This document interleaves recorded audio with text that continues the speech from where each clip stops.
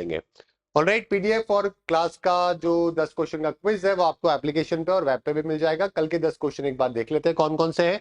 कल मैंने आपको 10 क्वेश्चन जो दिए थे, सबसे पहले तो what was the major policy change introduced by the US president Donald Trump? कौन से? 47th है ना? तो उन्होंने कौन रिवोक किया? Citizenship by birth provision. Alright, है ना? चलिए, 19th सेंचुरी में इसको लाया गया था। Okay, which international trade move by Trump could significantly impact BRICS nation? BRICS nation को कौन सा मूव है जो कि इंपैक्ट करेगा? उन्होंने 100% टैरिफ लगाने के लिए बोला है नॉन डॉलर ट्रांजेक्शन के ऊपर।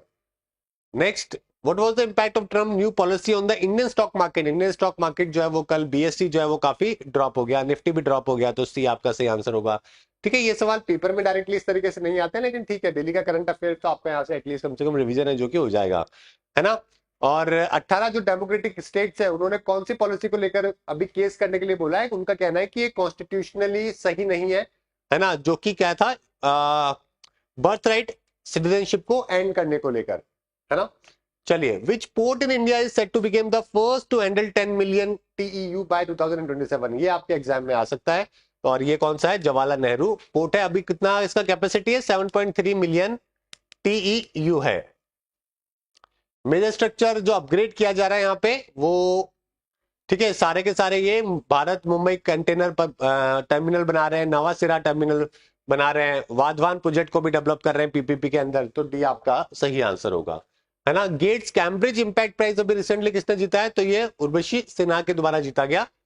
प्राइमरी गोल ऑफ इसरो नेत्र प्रोजेक्ट, नेत्रा प्रोजेक्ट काफी इंपॉर्टेंट क्वेश्चन है ये भी। और इसके अंदर हम लोग क्या कर रहे हैं, जो स्पेस के ऑब्जेक्ट है ना उसको हम लोग क्या करते हैं? स्टडी करते हैं, ट्रैक करते हैं, तो ये आपका सही आंसर होगा। Primary concern Jaitapur nuclear power plant के अंदर क्या है कि एक तो प्रोजेक्ट की कॉस्ट भी बढ़ती जा रही है, टाइम भी डिले हो रहा है, एनवायरमेंटल रिस्क भी है, civil liability for nuclear damage act 2010, है ना? ये भी एक कारण है जो कि हमने कल कवर किया था, तो यानी कि सारे ही कारण है, डी आपका सही आंसर होगा। Which country has the highest number of billionaires? तो नंबर 1 पे है यूएसए, सेकंड के ऊपर है चाइना और थर्ड के ऊपर है इंडिया। ऑलराइट, तो आंसर हो जाएगा यहाँ पे यूएसए। ऑलराइट, आज का कोट ऑफ द डे है जो कि एक बुक है फेडरिच की, ह्यूमन ऑल टू ह्यूमन। तो देखो, हमेशा होता क्या है कि कोई भी रिलेशनशिप जब खराब होते हैं ना, चाहे आप गर्लफ्रेंड बॉयफ्रेंड हो या फिर आपके हस्बैंड वाइफ के हो, आप में से बहुत लोग हैं जो कि कुछ सालों के अंदर शादी करने वाले होंगे। शुरुआत के 1-2 साल तो ऐसा लगेगा कि पता नहीं क्या ही हो गया ये जिंदगी के अंदर, और इसका उसके बाद बहुत लोगों का जो है वो सेपरेशन भी हो जाता है। बहुत लोग अपनी मैरिज लाइफ में या रिलेशनशिप के अंदर खुश नहीं रह पाते हैं। उसका एक मेजर कारण पता है क्या होता है? ये it is not a lack of love but a lack of friendship that makes unhappy marriages. Majorly जो मैरिजेस अनहैप्पी होती है उसके अंदर यही है कि लोग शादी को इतना ज्यादा सीरियसली ले लेते हैं, इतना ज्यादा एक दूसरे के ऊपर कंट्रोल करने लगते हैं, बिल्कुल भी स्पेस नहीं देते एक दूसरे को अपना टाइम, अपना सोचने का। एंड ऑफ द डे हर कोई पर्सन है तो इंडिविजुअली ना, तो आपको थोड़ा स्पेस, थोड़ा फ्रीडम, ये सब आपको देना पड़ेगा, एक दूसरे को स्पेस देना पड़ेगा। और आपको फ्रेंडशिप, जो आपका रिलेशनशिप है ना, उसको उस तरीके से थोड़ा बहुत निभाना पड़ेगा, तब जाके मैरिजेस या आपका कोई भी रिलेशनशिप जो है ना वो सक्सेसफुल होता है। अगर आप अपने दोस्तों में बहुत मजाक करते हो और आप अपने पार्टनर के साथ कोई मजाक नहीं कर रहे हो, आप बिल्कुल सीरियस बातें करते हो, बिल्कुल ही रिवर्स बातें करते हो, बिल्कुल ही समझ रहे हो, तो कहीं ना कहीं आपके अंदर प्यार तो बहुत होगा, लेकिन जब तक वो फ्रेंडशिप वाला इम्पैक्ट आपके मैरिज में नहीं होगा ना, हमेशा आपको अनहैप्पी मैरिजेस बहुत ज्यादा देखने को मिलेंगी।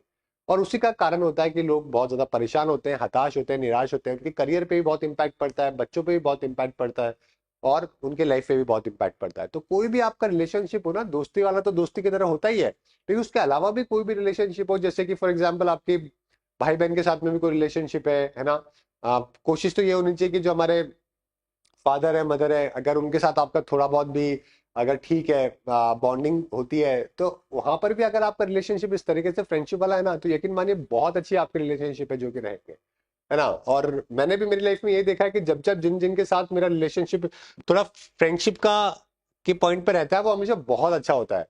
और जैसे ही अगर आप इससे हटके बिल्कुल सीरियस होने, मतलब बिल्कुल ही स्टिक हो जाते हो, एडमेंट हो जाते हो किसी रिलेशनशिप से, वो कभी वर्कआउट नहीं करता है।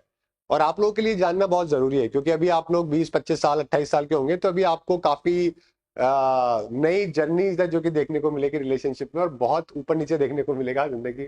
तो अगर आप इसको फॉलो करेंगे तो you will live a happy marriage life, ये मैं आपको शॉर्ट ही दे सकता हूँ। ऑलराइट, चलिए आगे बात करते हैं। नेक्स्ट है जो कि आज के द हिंदू के फ्रंट पेज की। सबसे पहले यहाँ पे अगर हम लोग बात कर, यहाँ पे एक ट्रेजिक इंसिडेंट है जो कि देखने को मिला। महाराष्ट्र में तो देखने को मिला ही मिला, लेकिन कर्नाटका में भी मिला है। आप देख सकते हो रोड एक्सीडेंट में डेथ हो गई। और यहाँ पर क्या हुआ, कर्नाटका एक्सप्रेस ट्रेन जो है उसमें से 13 लोग जो है वो जम कर गए। जम करने का कारण क्या था, क्योंकि ट्रेन के अंदर जो था वो आग लग गई थी। एक बोगी के अंदर आग क्या लग गई थी, थोड़ा बहुत फायर लग गई, कहीं पे थोड़ी बहुत आग लग गई होगी, किसने ट्रेन चेन खींच दी, तो लोग जो है वो कूद गए बाहर बचने के लिए। और जब कूदे तो दूसरी ट्रेन जो कि पास में से आ रही थी उससे टकरा के लोगों की डेथ हो गई। तो यहाँ पे 13 लोगों की डेथ है जो कि